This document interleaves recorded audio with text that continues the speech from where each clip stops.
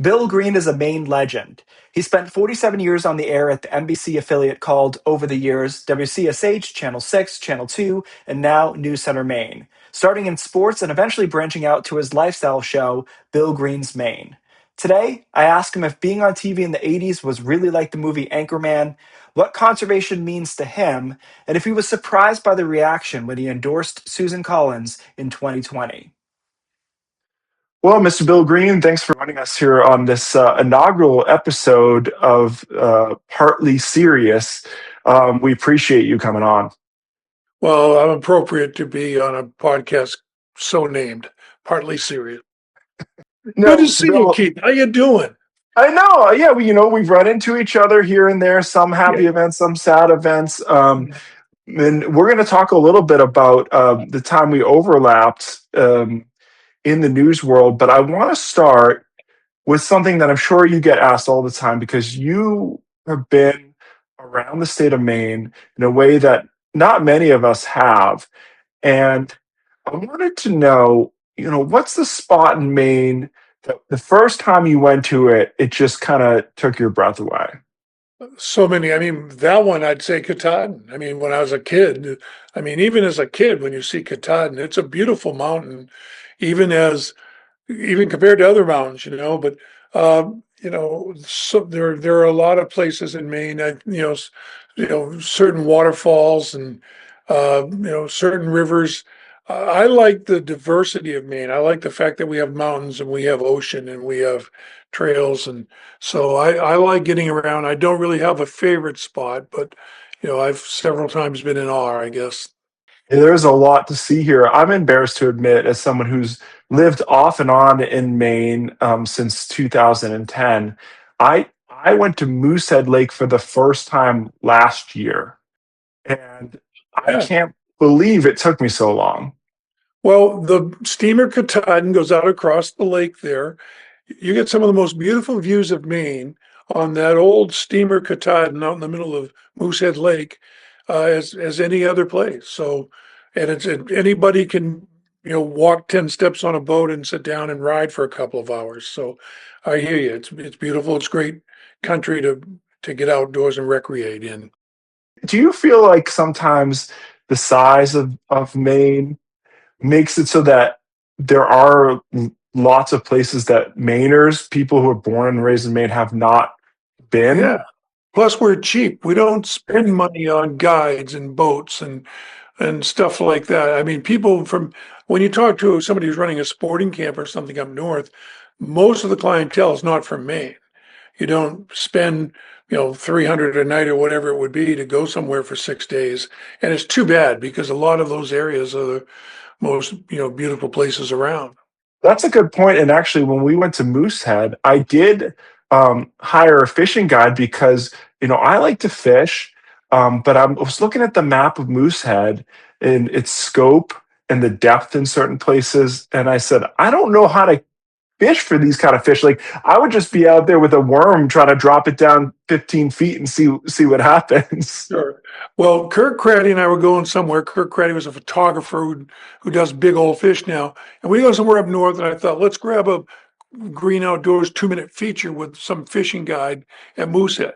He said, I'm going to take you to my secret place. So we go around to the backside of Kineo, and there's a beautiful spot. And to a secret place, there's like 13 boats lined up. I mean, it's everybody's secret place. So we did catch a couple of fish there. So yeah, I don't know. There's just a lot to do there. It's you're smart to hire a guide. Guides know stuff. And Keith, if you want to know what a Mainer is like, I was a guide for 20 years, although I never guided. I just got the license. And this year, finally, at age 72, I get a lifetime guides license, but I had to pay to get fingerprinted. I said, to heck with it. So I dropped my guides license. But if you want to get out and do some striper fishing on Casco Bay this summer, I'm in the Freedom Boat Club. And so I can get you out there and we'll go out and try to snag a striper. If you take some afternoon off, tell these people you're doing research and we'll go. Yeah, that's a good idea. Also, I guess Anytime. it's good that you don't already have fingerprints in the database, Bill, because that would have been a whole other backstory for why that had to happen, right? When I tell my that story, all my friends say, "Well, that's why you didn't have your fingerprints taken. You would have lost your guide's license anyway." But not true. They never caught me. So A lot of cold cases suddenly warm. On the last point about the guides too. So when we went up to Moosehead, we went with this guide, and he did a great job. And he had 6 rods running, 2 downriggers that were down, yeah, I don't know, 60, 80 feet. So yeah, this is a funny story you might appreciate. I fish for striped bass, and I fish for largemouth, smallmouth bass, and lakes, catfish, whatever. Never okay, really spent any time with sure, trout. It just yep, never, yep, in salmon or landlocked salmon. So we catch a couple fish. He's happy about it. I got my son. He's excited too. We catch one fish that he's really jazzed about, this guide. So he takes a picture with it. He has me take pictures with it. Okay. So we put it back in. He said, "You want to keep it?" I said, I don't see myself trophying it or eating it. So we put it back in. And take then as that we're home to Paula and say, "Look, clean this fish. I want it for supper." Yeah, yeah. I think you're overestimating the power and the relationship that I have Yeah, there. Pam and I are that way too. But keep going. I'm sorry. No, so anyways, so we measure the fish, we weigh it, and then he starts driving the way and he goes, "I just want you to know that people come up to Moosehead for 20 years trying to catch a brook trout as big as that was." And I was like, "Well, what do you mean?" And How big was it? it was over 5 pounds. Oh my Um, goodness. yeah, and Oh it my was it goodness, was really? yes, I got a Oh my picture with it. goodness. Okay. Yeah. No, We'll that's link it. huge. That's not big. That's huge. Well, somebody's got to tell me this. So I put it back, and then the guy is just pontificating on the way back of like what an amazing fish this was. We go to dinner in Rockwood, and I Google like biggest brook trout ever caught in Moosehead. Of course, it was in the winter, but it was 7 pounds or something, and I'm like, oh my gosh, this was like a super rare. Yeah. What year was that 7 pounder caught? Because I think 5.5 might have been the record for the year. That's a big fish. I want to transition quickly out of that to how you got into that role, because I met you when you were deep into Bill Green's Maine. See, I was a fraud, Keith. Grew up in Bangor. We had a camp at Jacob Buck Pond, so we're catching white perch down there and stuff. It's what we call trash fish. The trout and salmon that you talk about, the great cold water fish, were even then more up north and not in our dumpy little lake. Well, there was a guy named Bud Levitt who wrote for the Bangor Daily News, a legendary outdoor sports writer, and he was a fine writer and a big personality, and he had his own TV show, and he was a close friend of Ted Williams, and he'd come up and they'd go fishing together. And I mean, if you knew Ted Williams back then, it was a big deal. And so in the Bangor Daily News growing up, outdoor reporting was on the sports page. So here's the Bangor Brewer game, here's the Red Sox game, and here's Bud going fishing with Ted Williams. So I thought outdoor sports was supposed to be on the sports page. When I started, I did 3 years as a cameraman, then I became a sportscaster in 1975. When I didn't have a stick and ball story to do, I'd go out and try to do a fishing story or a hunting story, and what was happening then is what I call outdoor recreation was changing. The running boom was happening. I ran a lot of races, not very fast, and recreation was changing. More women were getting involved, and there was just more things to do.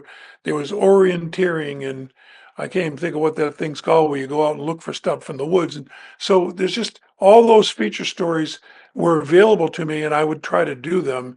And frankly, I was better at those features than I was as a sportscaster because, as you would know, pretty unorganized, just trying to get more and more on the show, going on the air, racing, and who I always thought was a great sports producer was Lee Goldberg. Lee didn't even work. Lee, I hope you're listening to this. He just come in, he's all clean, and I'd be out there calling, gas stations in Bucksport trying to get the Bucksport score, and I'd hit the air just out of control. And so my feature work was probably better than my sportscasting. And outdoor recreation was growing, and they wanted to do News Center wanted to do something that the other guys weren't, and so they made me the I don't know what it was, outdoor sports director. And so I did stories that complemented stick and ball stories. That's how it started. And I feel something you just sort of intimated, the big time opportunity in Maine sports is outdoors. It's sailing on our coast. It's hiking the Appalachian Trail. It's paddling the Allagash. People come from all over the country and pay enormous money to do what we can do every day. So yeah, I just kind of fell into it, and I'm kind of a bull artist, so it kind of all fit in. Well, it's interesting. I didn't realize that was the transition. I did know that you had done, quote unquote, more traditional sports in Yeah. there. And, this actually, the topic of Bill Green's Maine and just the news over the years leads me to something that I think is interesting. So when I started television, it was 2008. And so, um, people who start now in local TV may think of that as the heyday, but it wasn't. There was a period of time where really like the amount of viewership locally was tremendous, right? And you stayed a celebrity your whole life in Maine, but it was like peak time for that. So tell me a little bit about like I don't know if you've ever seen the movie Anchorman, but Oh yeah. okay, so like. How accurate is that? Is that who was the Ron Burgundy? What was that Oh, it's like? funny. I can send you a picture of me. Can you add video to this? I'm going to send you a still picture of me if I can find it. I look like Ron Burgundy. I got the suit. I got the mustache. So what is this? Stay sexy, San Diego. Yeah. I was part of that. I would call that the 1980s. But I got married in May of 1986 on Kentucky Derby Day, and that month we defeated Channel 6 in Portland, beat Channel 13 in the ratings, and we beat them 24-22. Now, a rating number for the folks listening and is the percentage of people that are out there. So that meant 24% of all the people were home at 6 o'clock watching Channel 6, and another 22% were watching Channel 13 live. We weren't taping it, we weren't streaming it. It wasn't get on at 7:15 and look it up. So in 1986, 40 years ago, 46% of the people were watching the 6 o'clock news live, and probably Channel 8 got four. So half the people, you know, think how that's changed and think of what those numbers would mean today. A 24 rating is like a number for a Super Bowl now. But back then, Sure. the news was a big deal. And Keith, if I may say, I thought it was a golden age. I thought the 80s were a golden age. Um, we had some stars, with Susan Kimball and, Rob Caldwell still did, but Rob was the boy reporter. He was the youngest reporter, and just solid people like Lee Loring, who was a Harvard graduate, and just Bill Yates, who later taught, broadcasting. Everybody was really good. Everybody, and the photography staff, we thought we had the best photography staff, except for King in Seattle, KING. We had just five or six talented people, and we would go in the news director's office at 6 o'clock and watch the show. If you got something, That's you know, that's interesting. we were proud of it, and we'd sit Yeah. down. Yeah, that was good. That was no good. We got to do this, and then we added a 5:30 and a 5, and now they're just doing it so much more. 4:30 to 7 in the morning. You've done this, and then but you're 4 to 6:30 at night. That's 5 hours. Throw in a noon, throw in an 11. That's 6 hours of live local TV every day with not that many more people than we had doing a half hour back then. So the business has changed quite a bit. I thought the quality of what hit the air then was really good, and we were watching the Press Herald and seeing what they had and trying to break stories on them. So it was a little bit, and let me make a comment about weather. You were doing three weather hits in a half hour. Mhm. That's a lot of weather. And if it's in a summer period when there's a high pressure system, we got 7 days with no rain. That's a lot of. You tell me, what's that like? Well, this, part of the what you just spoke of is, we're going to get into, my transition here in a minute to a different job, but part of it was, Bill, that I believe that you can't do more hours of TV with the same amount of staff and make those Sure. hours good. And Absolutely. so I found myself, I don't know if you got to this point, I'm sure you did in your career, where I'd be up on the green screen thinking about how I was going to cook pork for the night. I was bored with, like to Yep. your point, if there's nothing going on, hey, if there's a big Yep. storm, put me on for a half hour straight. I don't care. But and it's part of the business, and I don't blame, these stations that do it the way they do. But it's interesting you talk about going back and watching it. I Yep. pitched maybe 5, 6 years ago to the corporate entity that owned News Center. I pitched to them, go back to 30 minutes of good programming. We Interesting. know people don't watch it live all the time, so do your best stuff, and then they can stream it, watch it whenever they want. And they looked at me like I had 8 heads. It Yeah. didn't go over well. Upward, whatever that's called, upward, what is it? Ideas anyway. What is upward creativity or whatever? That Yep. though real big with corporate television stations. But I was fortunate that Gannett bought Channel 6 because I'm such a flippant, wise guy in news meetings. I was just kind of stumbling along, and they came in and they did a lot of analysis, and they said, here's what they said: you're big in the pucker brush, and everybody laughed. They had this consultant come in, and I wanted to be big in the pucker brush. I wanted to get outside of Bangor and Portland and do stories, and that's how I got Bill Green's Maine from being big in rural areas. And they thought it might be a show. They wanted to look local, and they wanted to be statewide. I could catch a trash fish, and I seemed enough, and I was available. You know what I Mhm. mean? I was 47 years old and doing features. I'm available. I came off, I did weekends in Portland from 81 to 93.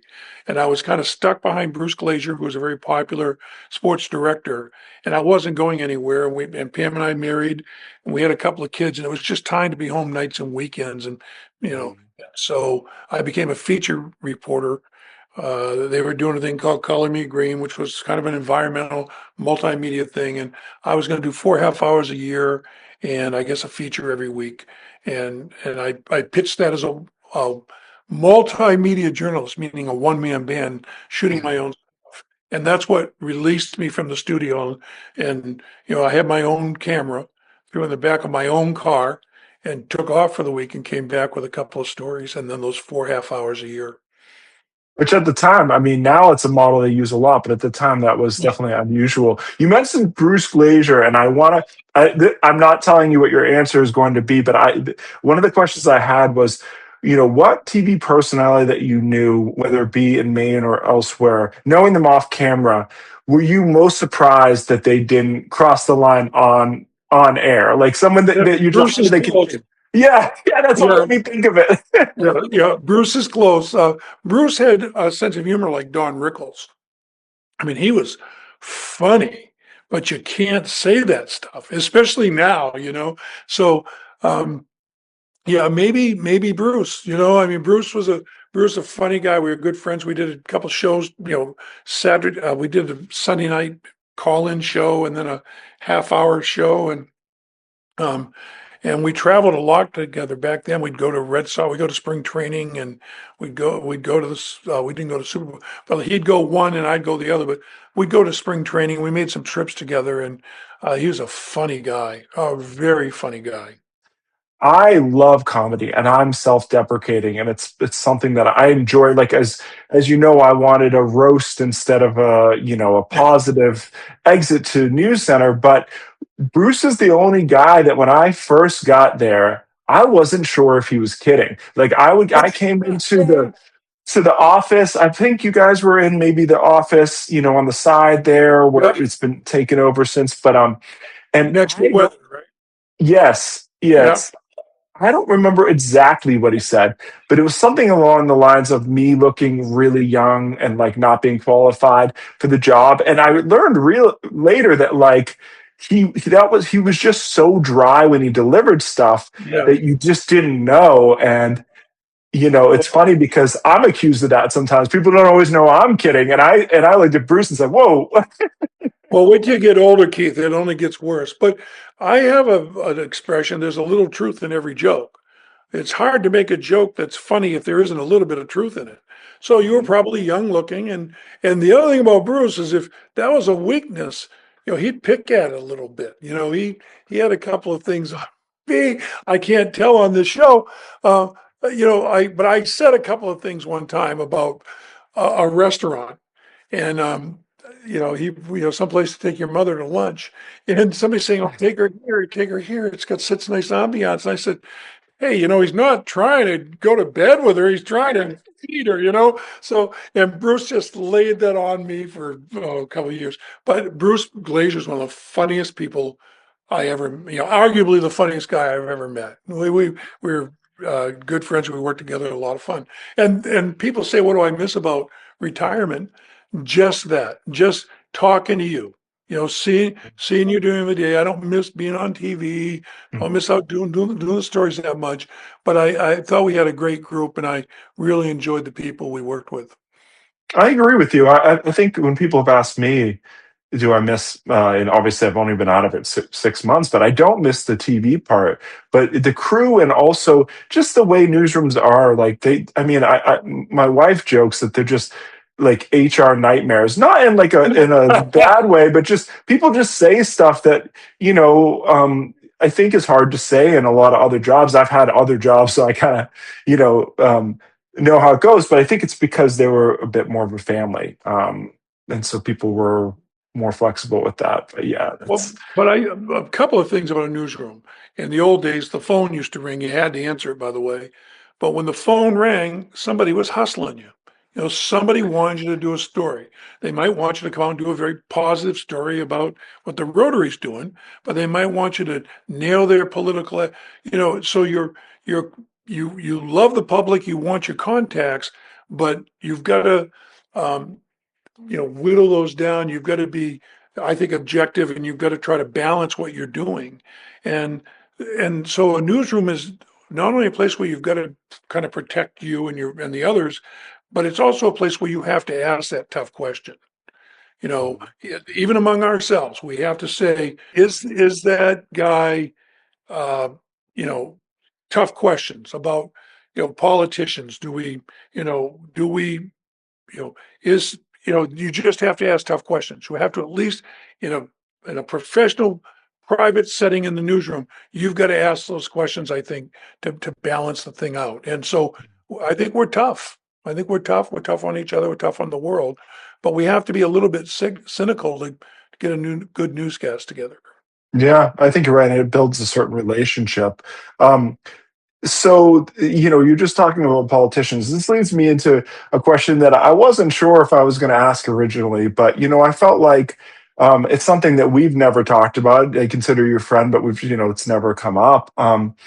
The 2020, I believe it was, when you did some ads for Susan Collins, and I want to ask you about, kind of what your experiences was with that, and were you surprised by the level of interest, I guess the way I would put it, in that endorsement and then everything that came after? Yeah, I think so a little bit. I was a little bit surprised, but part of the reason I did it, Keith, is I thought the media, including News Center, was moving to the left. And I don't think we should be anything. I think of myself as being in the middle. I'm kind of a Susan Collins person. I'm not in a party. I was oddly enough a Democrat in 2020. Uh, but I just think, I think she's a good moderate person who does a great job of bringing the bacon home to Maine. And I appreciate that a lot of people listening to this cast probably are left of her, but I did it partly for that reason and partly because of a personal friendship that's evolved over the years. When Susan ran for governor, I'm up in Bangor today. She ran the center and lost. She ran the Center for Family Business at Husson. My sister Julie was something at Husson, and And Susan actually ran her programs through Julie. If there's going to be a group of business people meeting at the Center for Family Business that came under Julie's auspices, and they worked closely together. And Julie is way left, I think. And so they became friends, and I became friends with Susan through Julie, although I'd known her. I'd known Susan since she worked for Bill Cohen back in the 80s. So that was really a matter of a personal friendship, and I didn't think she was getting a square shot. I think when you say to either Susan Collins or Graham Plattner, they don't care about Maine anymore, you're just making something up. I think both those people love Maine, and let's get to the issues, and so that's part of the reason I did that. I was surprised by what came afterwards, but hey, I was grown up and I knew what I was doing, and I did what I did, and I'll be back in 26 if that's needed. I talk to her occasionally, and I think she brings home the bacon. Being chair of the Appropriations Committee is just so significant to me. But I won't ever do another one again. I've met with a few of the candidates. There's a picture on uh, Instagram right now of me with one, but I've met several of the candidates. I know all of the candidates except for Graham Plattner, obviously, oddly enough this time. But I've met with a few of them, and I'll always offer free advice. What's free advice worth? But I'm going to do that one more time, and I don't care if she does run in 32, which I don't think she'll do. I'm not going to be involved again. Nobody in their right mind would do that. And that's too bad because we don't have, I think, the level of people running for public office anymore. It used to be a big deal for somebody to be on the city council, and you had to have some cred, but uh, maybe it's because I'm older and John, just as we just said, or jaded rather. It's changing, and I'm going to do one more thing, get out. Politics has changed, and this is not a political podcast, but I did have someone, and I'm sure you've had this many times. I had somebody on my Facebook recently said, would you consider running for office? And I responded, I'd rather pull out my fingernails one by one. I would love to run for office. I don't want to serve. I want to get in the car. I want to get in the car right now and drive up the coast and get some gas station pizza and talk to people and talk about these issues. And I wish we did more of that. I wish, again, I'm not far right. I'm pro-choice, pro-gay marriage. I'm socially, I think, very. I think I'm a moderate. That's a tough place to be. Read something about Martin Van Buren sometime, but I wish we worked together and solved some problems because I don't think all of big business doesn't want to try to be sensitive to conservation and environmental issues, and I don't think all environmental conservationists want to block some natural resources jobs in Maine, and I think we should be able to figure some things out better than we do. Well, you gave me a good segue here to a topic that I'm going to have on every episode, which is what's an environmental topic that you are passionate about? Well, global warming, obviously, but I'm more of a conservationist than I am an environmentalist. So I'm more looking around here saying, what can we do to keep the Maine we love, the Maine we love? And I think environmentalists tend to look big picture and how can we stop global warming? And I don't have a clue. But when I see, when I think of Katahdin, I'm on the Friends of Baxter State Parks, one of my unpaid retirement gigs. I volunteer way too much, Keith. Be careful if that ever happens.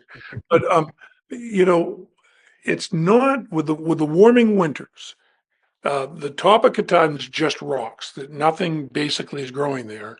If you get up to the tablelands, it's just big old pile of rocks. Um, with the warming winters in 100 years, there could be vegetation up there. And the idea of climbing Katahdin, getting to the top, and walking through a tree-lined path, it would kind of break my heart. And so, those kinds of issues, I'm concerned about. I'm concerned about things like urban sprawl. When I built a house I didn't build a house. When I bought a house in Cumberland in 2000, to build a house in Cumberland, you had to have 2 acres. A square township in Maine is 25,000 acres, so you can only have 12,500 houses, right? So urban sprawl is an issue that I'm concerned about, but I kind of, I do some work with Ducks Unlimited, trying to uh, keep flyways open and places for, migrating animals, which does a lot more than for just ducks. My concerns are more conservation than environment. I think your group is looking bigger picture than I normally do, although I'm sensitive and appreciative to what you're doing. uh, if I can help, I usually do get involved. Oh, I appreciate that. And actually, I think they intersect. We've had some. Maine Conservation has had a couple of um, bills this session that have been Land for Maine's Future, which is a big conservation group that just buys up land, and Yep. we find intersectionality with hunters there, and people who want access to land. So I think you're right, and I think that's what makes Maine unique from an environmental standpoint is we've got people who maybe want to do the same thing for different reasons, and they can have different reasons, and that doesn't affect the outcome. So I think conservation is a big one. Um, you know, like I said, hunting and fishing, wanting clean water, obviously, like PFAS and all that. No one really wants that. There's a No, lot of I agree. And some of your, like I think Ducks Unlimited is a pretty good group of conservationists. They certainly raise a lot of money and apply stuff, that way. And some of the little hunting groups and things are, doing the best they can. But hunting is changing. Like my son does not hunt, and nor do my children's children.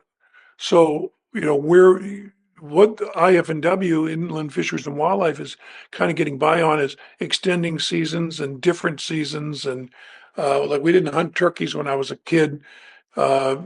Deer season started basically November 1st.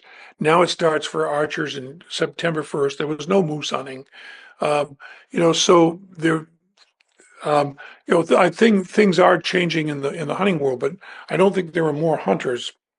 And I don't think hunters, in terms of people, there might be one person hunting four different things, requiring four different licenses. But uh, so I think hunters are less of a political constituency than they used to be.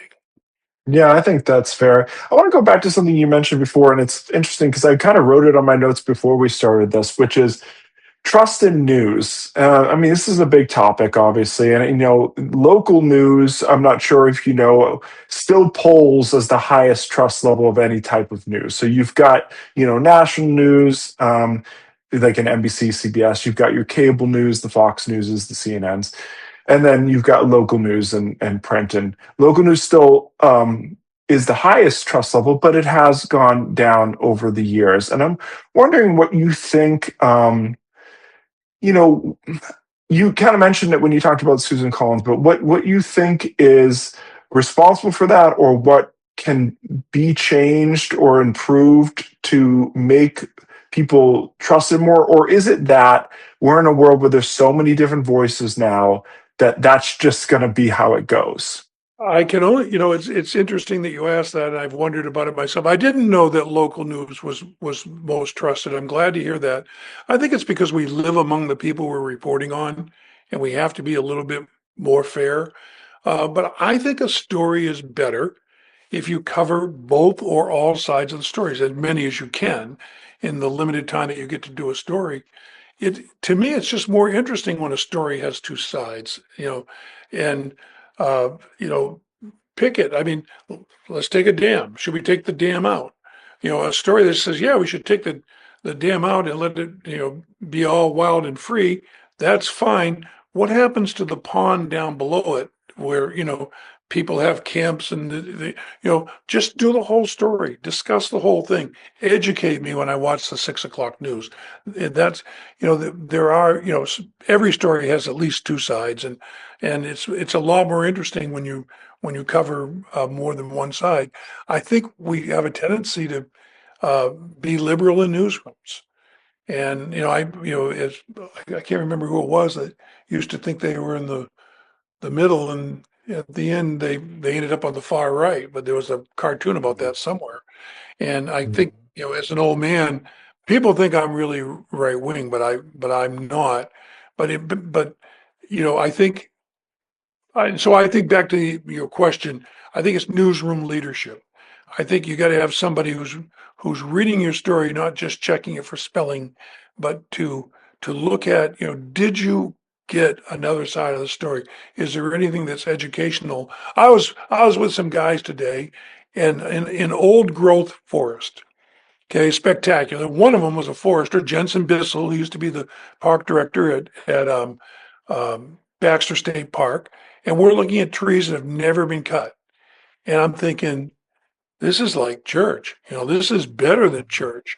And and the stories, and we were talking about having geezer news where you could look at, just have a geezer go out for 30 seconds, 60 seconds, because that's all we have time for anything, and and tell us every Thursday night something about, forestry, or something about fishing, or something about, I don't want to make it just outdoor sports, but that's the way I think once in a while. I think that would be a great bit. It would be a great bit. I think the newscasts now locally respond too much to press releases, and the stuff they're doing isn't newsworthy. But there's the town of Bucksport's running a new program to help kids learn to write. Well, there's no news value in that. Yeah, yeah. Well, it's funny you say you talk about that. I used to call it the IFB test, and so we have the in news, and just for the listeners, we have a little earpiece where we hear producers and whatnot, and we hear other stories that are in our ear. And I used to say if I was out in the field doing weather, and I took my IFB out during a story, we shouldn't run that story because it means that I don't I don't care. But just quickly to your two sides thing, I think you're right. I think one of the challenges is, and one of the things I've don't know how to solve is there are times where one side is factually incorrect. And so one of the issues I remember we ran into a couple of them when I worked at News Center where it was about either a climate change topic or a renewable energy topic where it was, hey, so and so says the reason your electricity bills are going up is because of solar. Like factually not true. So how do you cover if you've got one side that, whether it be a politician or someone else saying something that is provably not true, does that make the two sides? That's hard because there's the classic, here's the solar side, here's the non-solar side, and we'll go to an expert who's a professor who's on the solar side, right? So yeah, it's just difficult. You have to push that person, I think, a little bit. Yeah, and if you're saying that it's not true, you have to say why it isn't true, but you have to say it to the non-solar person and say, now I have this information here. Ask a second question and a third, and get that get that opinion out of them.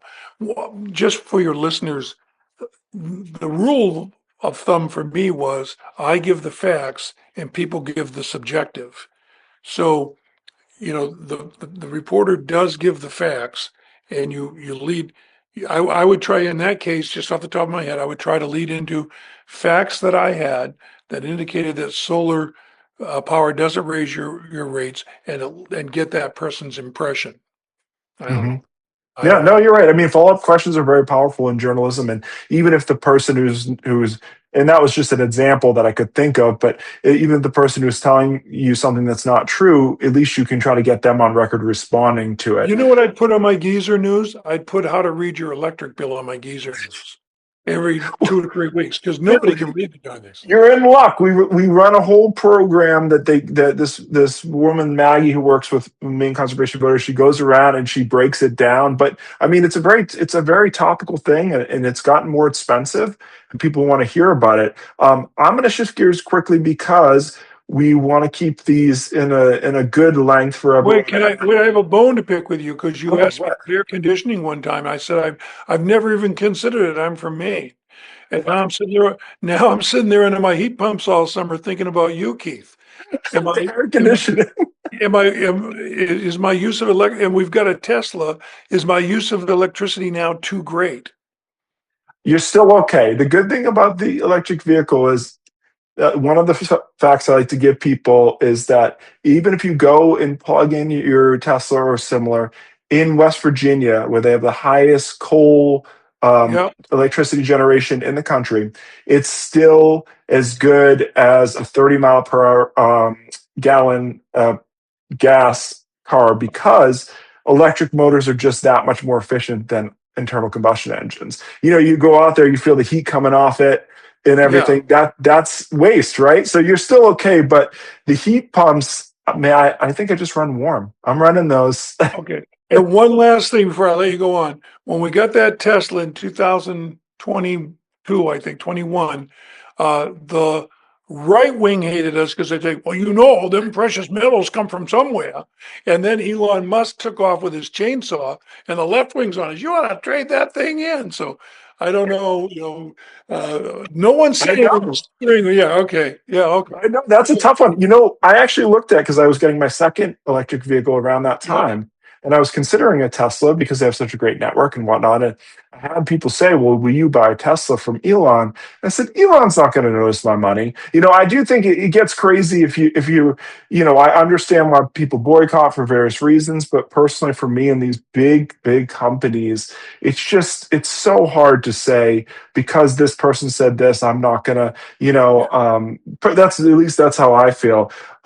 You talked about Freedom Boat Club, but I just want to bring back quickly because this is a weird question. I didn't prep you for it, so feel free to if you don't have an answer off the top of your head. But I want to ask all my guests, what kind of music that you listen to would surprise people? Like, Maybe classical. I listen to a lot of classical music, but yeah, that would be it. That's the only music I listen to that isn't classical. I came from a pretty musical family, so I'm familiar with some music, but I'd say classical music. I think it's very calming and inspiring and good music to now, think. do you listen to that like in an outdoor setting? Like, are you the type of person? A lot of people now will like hike with headphones or they're, you No, know, okay. So you want to be in just silent, just nature if you're out yeah, there. yeah. I want to hear the bear that's going to get me. Yep. Yeah, Yeah. No. that's Sometimes I do play classical music in ear pods at night to sleep. It, okay. So it blocks all the classical. noise from the heat pump. See? Come on, it's soothing. I run something that sounds like a heat pump sometimes when I'm not running it. Um, well, classical is a good one because I would not have expected that from you, Bill. I appreciate your time and I appreciate your willingness to answer any kind of question I threw at you. It's awfully good to see you. Good luck with your work here, Keith. It's important work. You guys are doing a good. Men and women are doing a great job, and I respect what you're doing, and wish you all the best. Good to see you.